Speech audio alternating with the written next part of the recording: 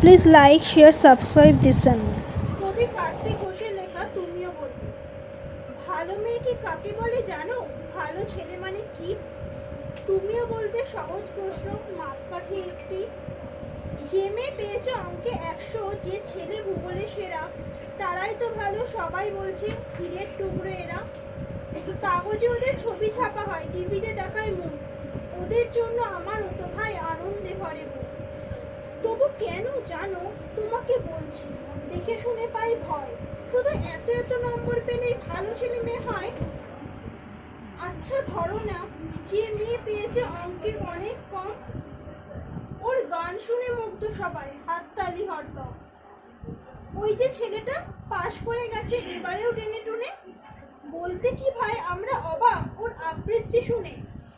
নাটকেও ওর নেশা আছে খুব, পরের বিপদে ছোটে। পাড়ার তেমনি বাংলায় নাকি 30 পেয়েছে মোটে। কিন্তু মেয়েটা খেলাধুলোতে 10 খানা গায়ে নামি। সত্যি বলতে তুমিও বলবে ওরা নয় কেউ দামি।